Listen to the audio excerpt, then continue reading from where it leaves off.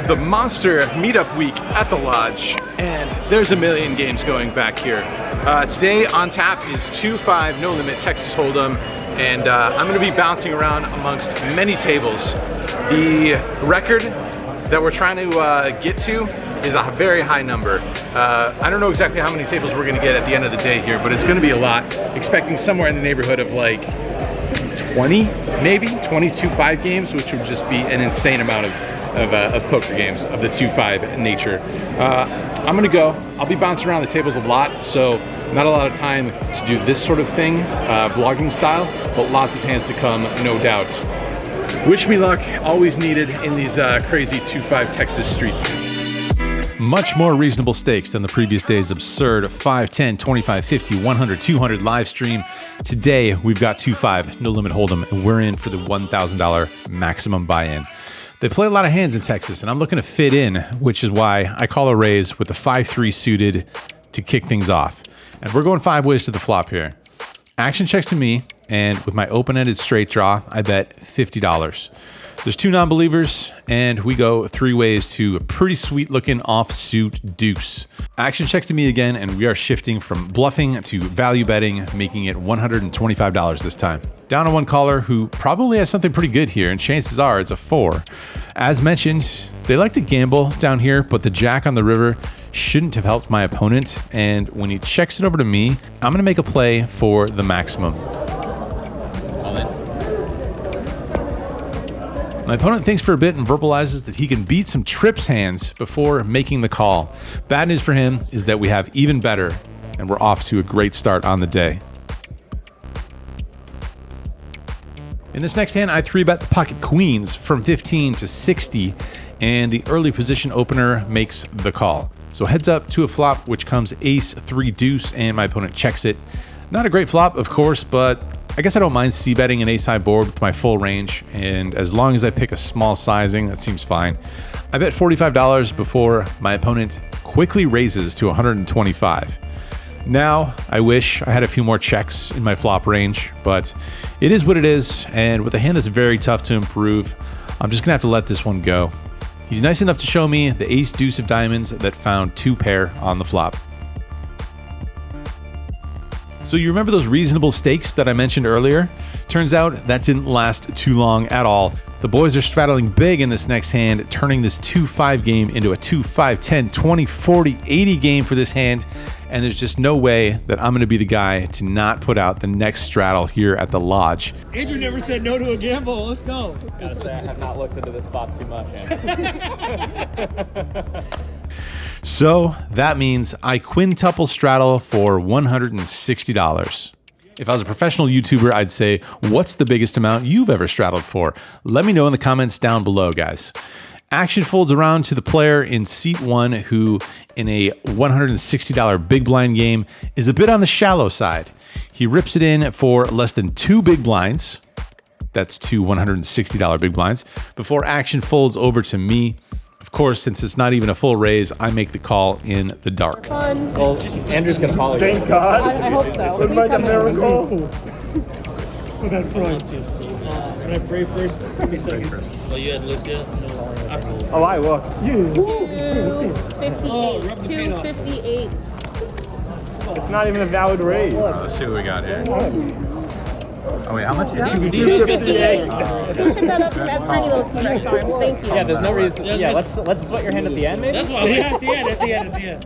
It still had There we look. go. Where's his hand? Nice. 258. All right. It's not ace king. It's a lot worse than ace king. I had 5 deuce off. 2 pair. 2 pair? Tough to beat. One at a time. Oh, wrong line.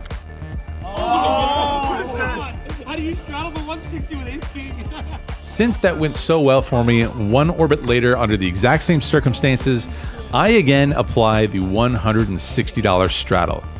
I'm not sure what they put in the water down here in Austin, but if I had to guess, I'd say it's moonshine and it's delicious. This time, action folds all the way around to the $80 straddle, and it's up to him to go after all that dead money. Again, it's definitely not a lot of big blinds, but it is about 650 real dollars that he ships into the middle. Now it's up to us to find something worth calling with. All right. Too much money in Let's see there. what we got here. Oh! Sweat together. That's a good card. Got some potential here. Queen of spades. Suited. Oh, that's a king, right? How do we not call Queen, here? nine, king or a jack? All right, we have to call here. Twice, once, up to you. I don't care. Twice is good. Oh, here we go, here we go. 2 times. 9-4. Couldn't do it. Ten of spades. Oh, I got a pair. That's a fair turn. Oh, that's a bad hand. Nice hand. I see why you're running deep in tournaments. Oh, And I mean that actually. It's a good jam. So one bad result and one good one, but lucky for us, the good one came versus a deeper stacked opponent. That table was a blast, but seeing as this is a meetup game, I want to try and play with as many people as possible. I make my way to the next table and look to continue the gambling ways when I raise the 8-7 offsuit to $35 over a $10 straddle. 2 players make the call and we go 3 ways to a super favorable one. We flop the joint on 9-6-5 rainbow. Action checks to me and I bet around a third pot. Probably too small, since if there is connectivity here in my opponent's hands, then they'll continue for more. But we can try and build a pot on later streets versus the straddler who makes the call. Turn is a good one and doesn't change anything, so after the straddler checks, I bet $115. My opponent is still interested and again continues with a call. Off to the river here, and we get a perfect run out, retaining the nuts through the entirety of the hand. He checks, and I just need to decide on sizing, eventually going with $325. It doesn't take too long before my opponent accepts the offering price and tosses in the call, and we've got some run good working in our favor.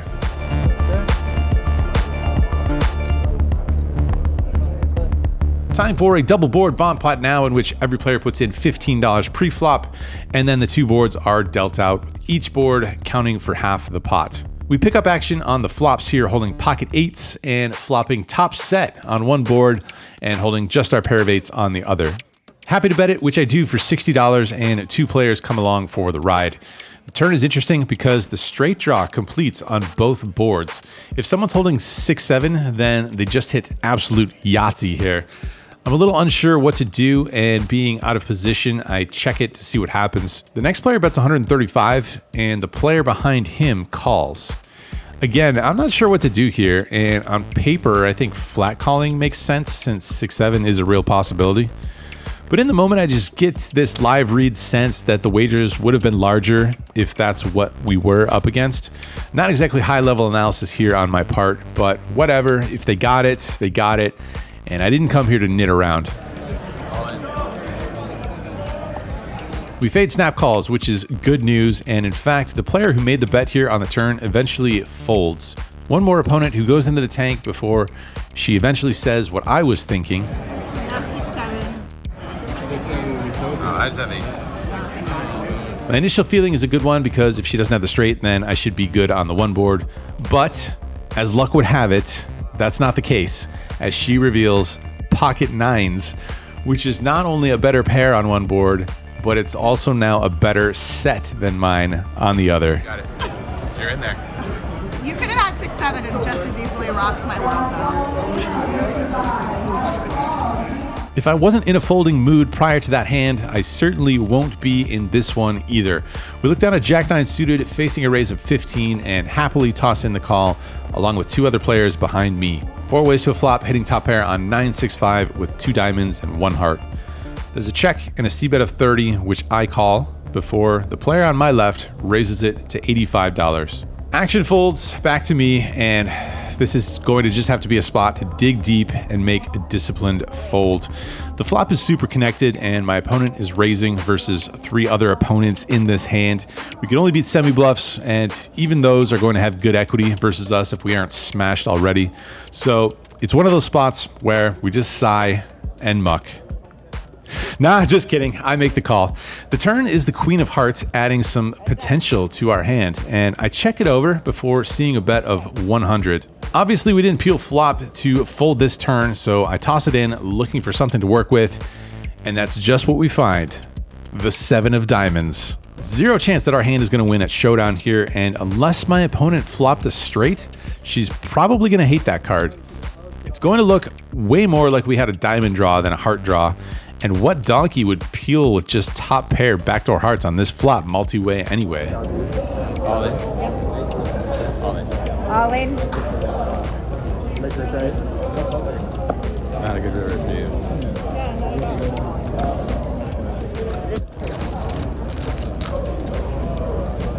In this next hand, we look down at the worst pocket pair ever created. But I'm not really sure that saying works because all pairs are awesome and you should never fold them from anywhere. And I make it $20 to go. The button loves his hand too and 3 bets it up to 60. I didn't fly all the way out to Texas to not look for favorable flops, so 60 it is. And what do you know? Queen 3 deuce rainbow. I check and my opponent bets 40. I like his sizing, and I think that versus that small size, we're incentivized to raise, but we can only have 2 out of the 3 sets. If we can have all 3, I think it's a slam dunk raise, but in this spot, I flat call. The turn is the ace of spades, and I check again before my opponent bets 100. My plan is to set the trap here. I'm happy to see the second barrel, and if he ever has bluffs in this spot, which he certainly could, then I'm going to allow him to utilize this board and keep those bluffs in with another flat call.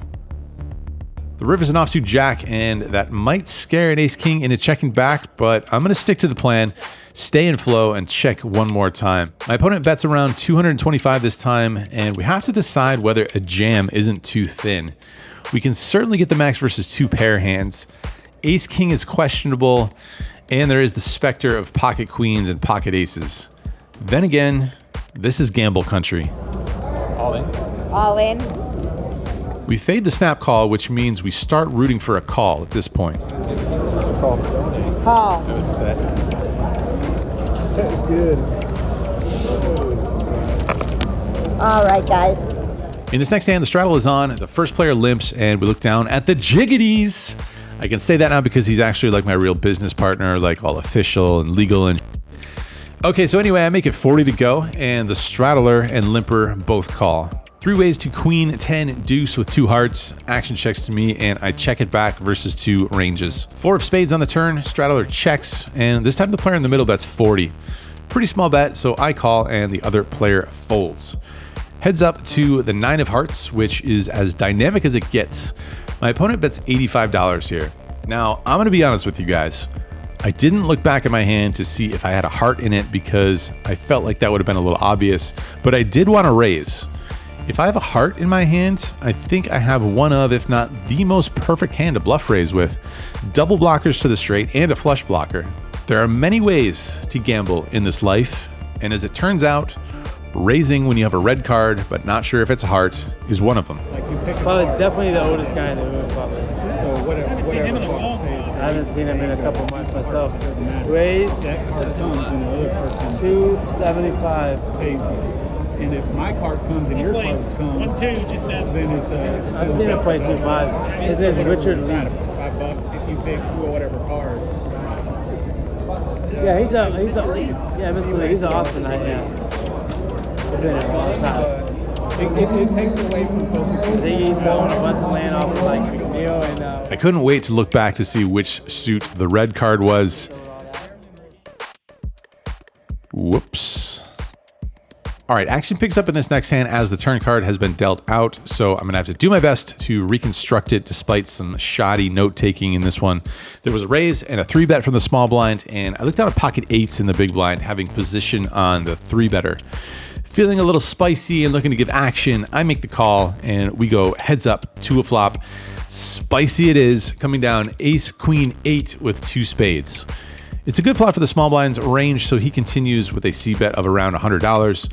I don't think it makes sense to raise here, both being in position and him having more of the strong hands, so I make the call, and we see a brick on the turn. He keeps his foot on the gas and bets it again, this time for $250. I don't know if it's time to celebrate or be a little worried, but it's definitely not time to fold, so I stick the $250 in the middle, and we are off to see a river card. It's the 10 of spades, which completes the front door flush draw. This time my opponent block bets the river for $200. It's a good bet because we're sort of frozen here. We don't want to raise because that seems way too thin. We don't want to fold for that price, especially when we're beating some of his value hands. So once again, that whittles it down to one remaining option, and I toss in the calling chips. Only this time, we get some bad news, running into a higher set for the second time today in a big pot.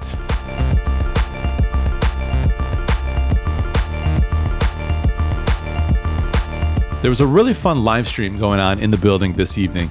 Slick Rick and Skull Mike, the familiar voices behind the stream at the lodge, thought that with so many fun people in town, we should do a tag team format to get as many people some airtime as possible. So calling ourselves Team Lodge, our team consisted of Brad, Doug, and myself, all playing out of the same stack and rotating in and out of the table and the commentary booth. It was just an absolutely electric night with people hanging around the stream table, having drinks, 20 meetup games going throughout the club, tons of other cash games, and thousands of people tuned in on the stream. Just a really special night that's hard to put into words. And despite our team losing a few dollars on stream, it all made for a very memorable night.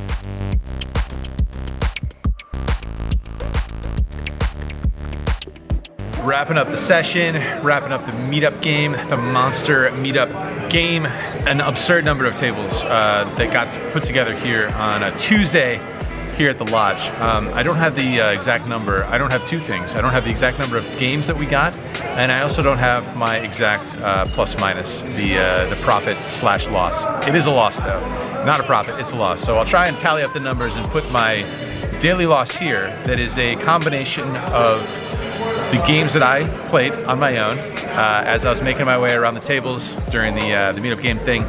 And then also the tag team game is the other thing that I'll add into this tally. So we split it three ways, myself, Doug, and Brad. It was a $1,100 loss between three of us. That's like $366, I think. Add that onto the tally that I lost out there making the rounds, and you get that number. So, not a life-changing number by any stretch, and much more important that we got such an awesome turnout. Monster Meetup Week is bananas.